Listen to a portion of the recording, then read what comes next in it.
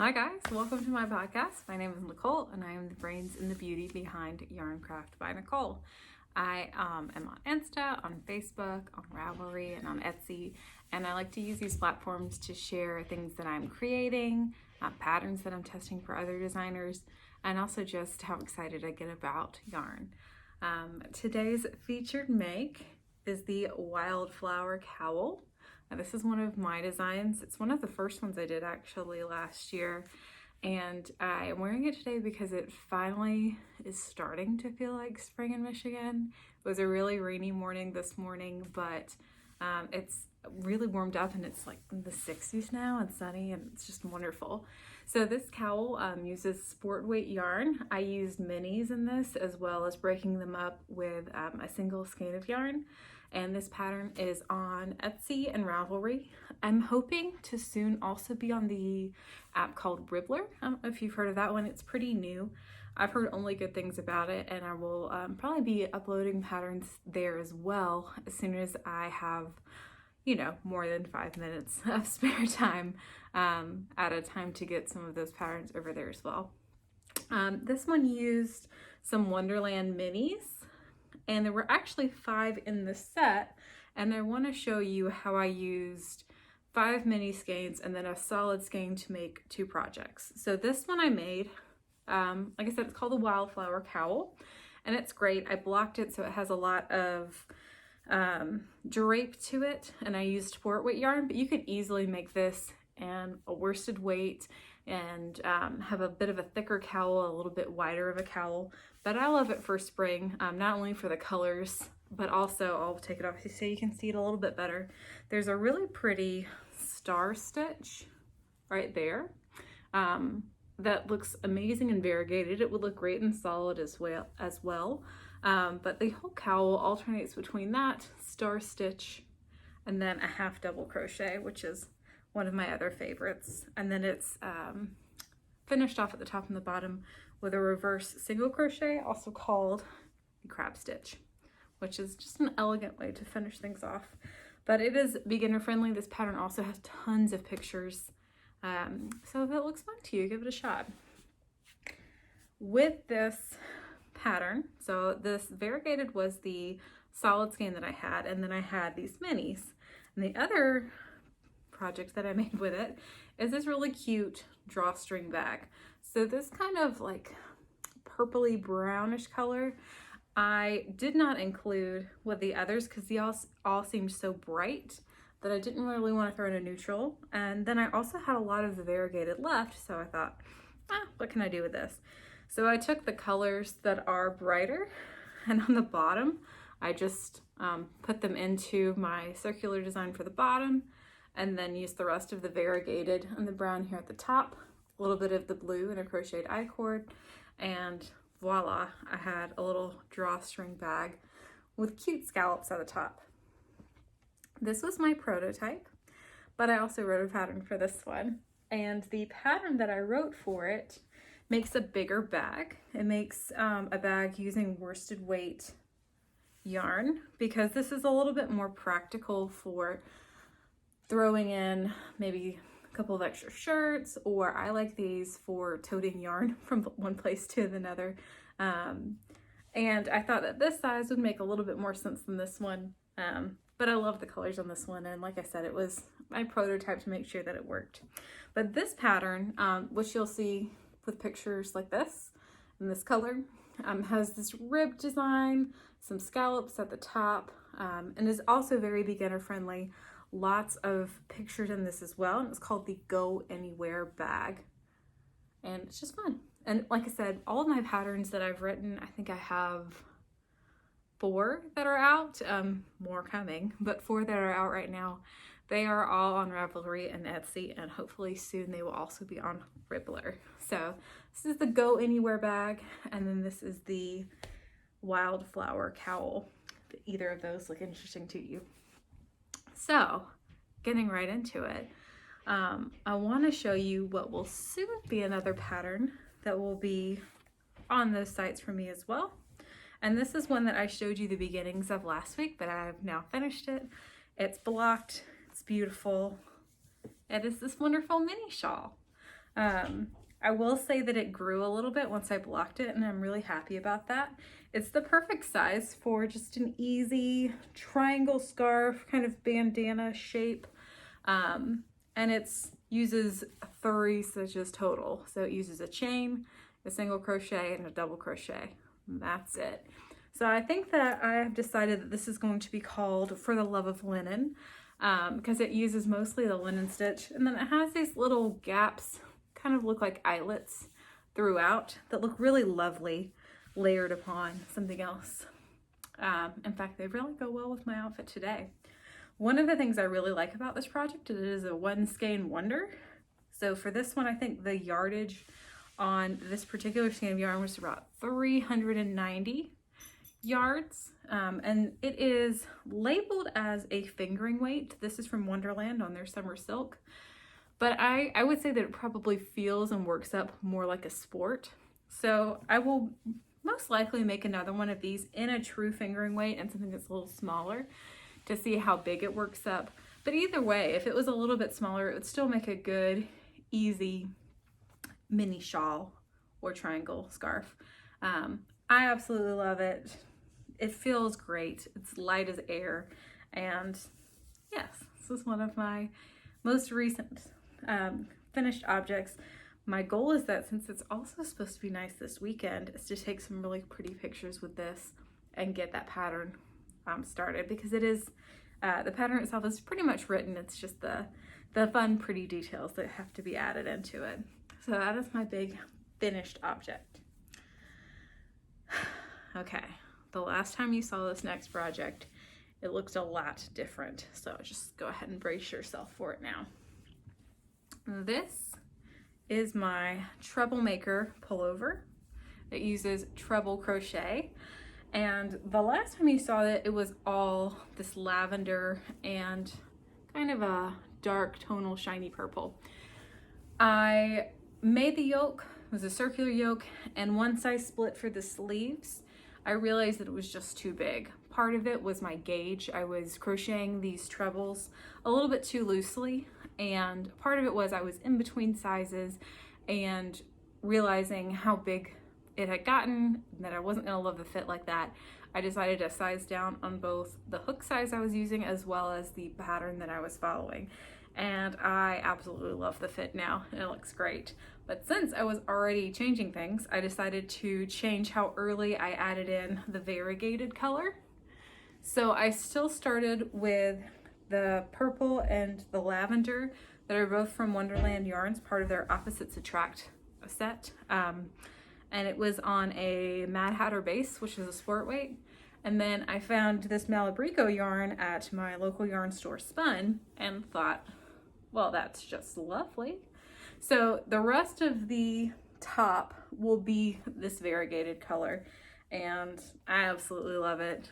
It feels like a work of art a little bit, and I've already decided that I'm going to take pictures in front of a local museum, and that it's going to be great. So I'm super pumped about this.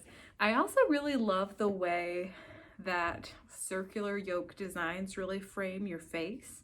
This is the first one I've ever done that's a circular yoke. I've done several raglans, which just have increases of the stitches kind of where a seam would be right here. But this is the first time I've ever done a circular yoke, so I am loving this. Janine Mudge is the pattern designer. You can follow her on Instagram as Capital Crochet. She's wonderful, and it's going to be so cute. So this one is currently in testing. The pattern is not out yet, but I will be happy to tell you when it will be released. I think sometime this summer. But super pumped about that. Maybe by next week this one will be done. We'll see. Now that I'm on the body, I feel like the hard work is over. So I'm absolutely loving that. And I wasn't sure that I had the next hook size down when I decided that I needed to go down a hook size.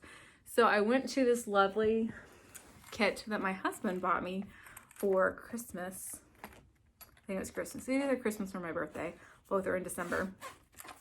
That has a bunch of interchangeable hooks until I found the right size. And what I love about this kit, and it's from Yarniss, Yarniss.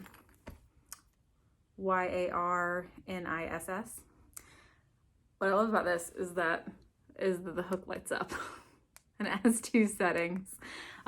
He said that he wanted to get me a hook that lit up so that I could crochet in the car when it's gotten dark, because that's usually when I have to stop, and that's just precious, and I can attest that it works well in the car. And even though it's an interchangeable hook that I didn't think I would like, I have really enjoyed it, and they're easy to switch out, and yeah, they don't fall out, they don't feel loose. What I also like about this one is because the hook itself is clear, the light comes all the way through the bottom and really lights up the top part of the hook that you would use. So it's not like a light is coming above and you're not really seeing what you need to see. It's nice, and it's got a little bit of an ergonomic handle, and yeah, it was a very sweet and thoughtful gift that I am now using a lot. So we've talked a little bit about some fun things I've been working on and some fun patterns. I also have a mega project that I can't show you yet because it was a secret, a commissioned secret for friends of ours, so I can't show you yet. But what I can do is I can show you some of the pretty yarn that I got for our Yarn Love segment, because that doesn't give away what the project is. So I love my local yarn store. It's Spun in Ann Arbor, and they're great, and they have a wonderful selection of a lot of different weights of yarn, as well as a lot of different yarn fiber mixes. So for this particular project, I was looking for a yarn that was wool and acrylic blend, because it needs to be long wearing, as well as just some washable wool options. So I had an extensive list of very specific colors I was looking for, and I want to show you 2 really pretty ones from 2 companies that I really like. So the first one I'm going to show you is from Berroco. This is their vintage line of yarn. I think that they have this in both a DK weight and a worsted weight. When I worked at a yarn store in Kentucky, this was something that we got in that was pretty new at the time. So within the past couple of years, it's pretty new. But it is a wool acrylic blend. It's 52% acrylic, 40% wool, and 8% nylon. So it's got the wool for warmth, and then it's got the softness of acrylic as well as the long wearingness of nylon and acrylic. And I will say, having worked with this now in a crochet project, it is working up beautifully and it just feels smooth. The colors, a lot of them are a little bit more dimensional than you would get at like a big box store. So this one is a navy, but it almost has like darker purples in there as well. And it has just been a dream to work with, and I absolutely love this. It's machine washable, which is what I needed for this project, and it just feels lovely. So this is one brand that, if you haven't tried it, is worth a shot. I think when I buy this, they're about $9 a hank. And for that, for a worsted weight yarn, you are going to get 218 yards. So that's a pretty good price for something that is this high quality as well as long wearing as it is. And it doesn't feel rough or scratchy.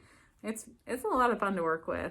There was a make along that was happening when I worked at the yarn store in Kentucky, and a lot of people use this yarn. This is what we suggested for the kits, and it knits up beautifully. It works up well, and then you can just throw it in the wash. So if they were using this for a blanket, and it worked super well, like someone did a small baby size, throw it in the wash to make sure it would work, and it did. So it's wonderful. Berroco Vintage. The other one I want to show you is from a yarn company that I had not heard of before I found them at Spun, and that is Fiberstory. I feel like the light is not giving you all of the definition that you need to have in this yarn. I used Fiberstory when I made the Adventure Tee, which is a sweater that has an entire world map on the front of it, from Eclair Makery, aka Claire Goodale. And I used it for that, and it's just so pretty. Like, all the colors feel very artisanal and just super well crafted. So this one is called Fresh. It's definitely giving me spring vibes, and it's got speckles, which I love. It's kind of this opal, almost a blue, almost a minty green, with some speckles of yellow and brown and purple in there.